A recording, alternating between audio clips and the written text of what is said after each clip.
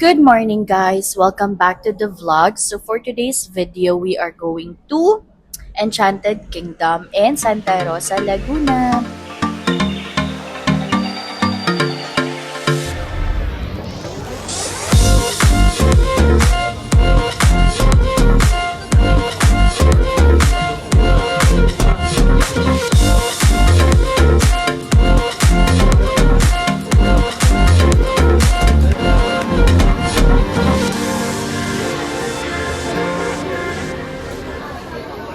Tip number 1. Kung hindi nyo kailangan ng discount sa mga ticket na bibilhin ninyo, might as well mag-book na kayo in advance via Klook para maiwasan yung pagpila ng mahabang oras.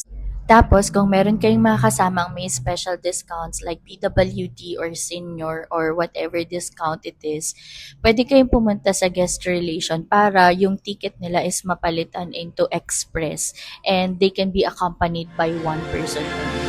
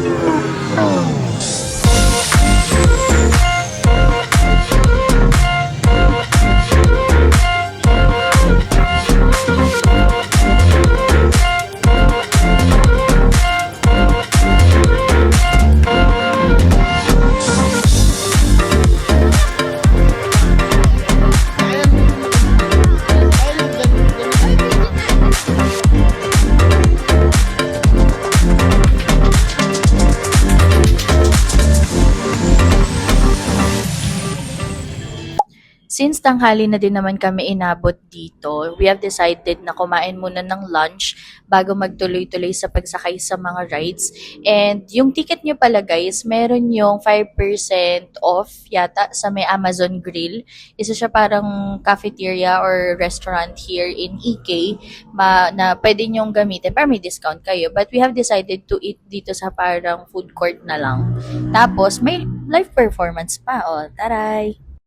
Tip number 2. Bawal sumakay sa space shuttle pagkatapos kumain ng lunch. Yes, may diin talaga kasi nung time na yan, talagang parang isusuka ang dapat isuka na lang talaga.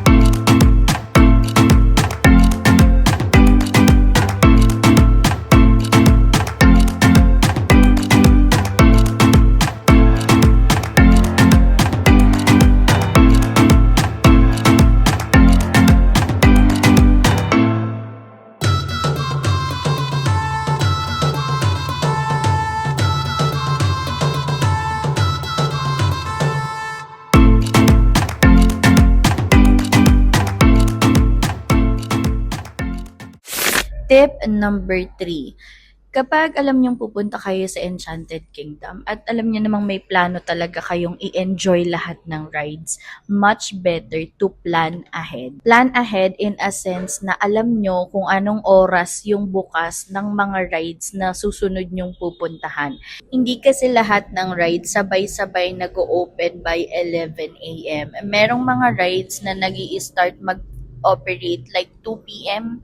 1 p.m. So, much better talaga alam mo kung anong oras yung susunod na pupuntahan yung ride.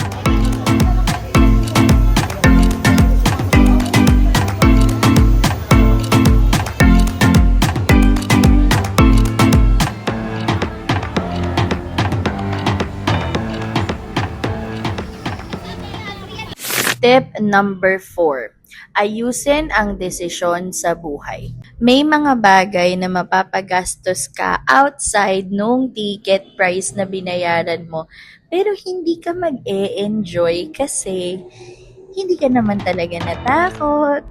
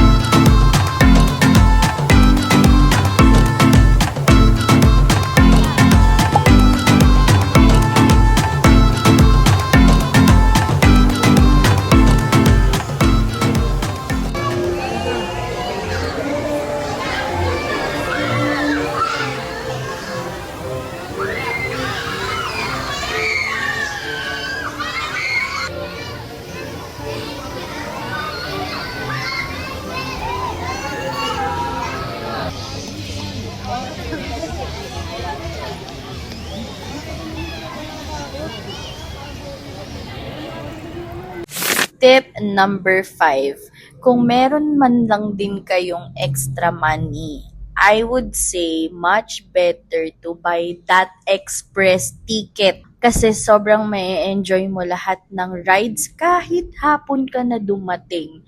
Kasi nga, nasa express lane ka. Meron kayong special treatment. You can bypass the lane na mahaba.